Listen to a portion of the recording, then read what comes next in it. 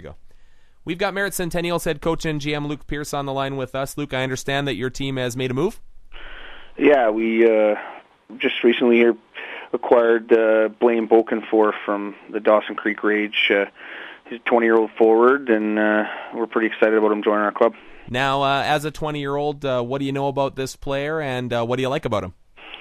Well, he's got a lot of experience. He played for 2 years in Grand Prairie with the Storm in the Alberta League, and as an 18-year-old there, he went to the Doyle Cup finals against the Vernon Vipers, who eventually went on to win the Royal Bank Cup that year. And so he's got that playoff experience that we like, and we think he's definitely going to add some depth to our club, especially down the middle. He's a good centerman who skates well, and he'll be a force on our penalty kill as well. And he could add some more maturity to our group, and possibly give Blaine a fresh new start here, and maybe reach some untapped potential that he's had. Well, and I know maybe unfairly a lot of people look at points right away, but do you think that this is a guy that can come in and put up some points, or are you looking at him as more of a depth type of player?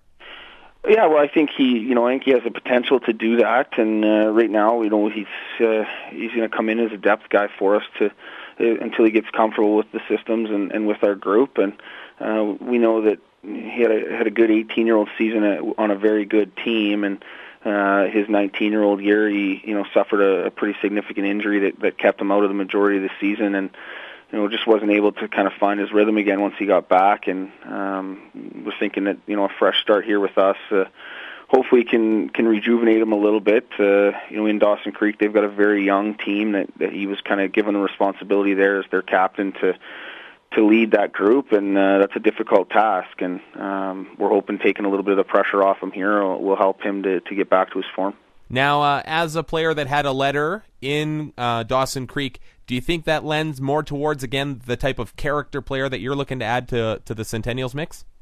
Yeah, absolutely, and we did our homework on him. I had really good conversations with Mike Vandekamp again about him, and I know the type of players that Mike likes and has, and he had nothing but good things to say about him off the ice and as a character person, and as is Scott in Dawson Creek. So, we're not going to burden him with the leadership responsibility here, but we like, especially our older guys, to kind of do it as a committee, and we've got a very strong and capable captain in Steve Tresera, so we think it'll give Blaine the opportunity to just get back to playing hockey and enjoying himself. What prompted you to make this move? Well, part of it was, the significant injury to Jake Reichert and the recent injury to Sean Maktak. We felt that we were a little bit short up front, and also, we've been looking for some time now to add a 20-year-old, some veteran, maturity and experience here to our group to help us in those tight, close games and push us towards through the playoffs. And Blaine came at a reasonable cost to our group, and it doesn't take anything away from us, so we like that aspect of it as well. Now, it looks like he's, looking at his stats, it looks like he could be a solid two-way player here. Is this move made also with an eye on looking at a playoff berth? Yeah, absolutely. I mean, we got to build our team. It's all about success in March and April, and we're going to continue to look to obviously try and add some more scoring to our group if we can. But we feel that adding Blaine, it makes us very strong at center ice position, and you see a lot of championship teams are built from solid goaltending, which we have, strong defense, which we have, and then being very strong up the middle of the ice. So we like what it's done for our club. And when do you expect to see Blaine in the lineup? Well, we'd like to see him here in the lineup this weekend. We don't think he'll be able here in time to play against Victoria on Wednesday, but he's making his way down from Dawson Creek now, and we'll give him a couple of days of practice here to get familiarized with some stuff and hopefully get him in on Friday. Did the December 1st deadline have anything to do with this move, or was it something that you were looking at regardless?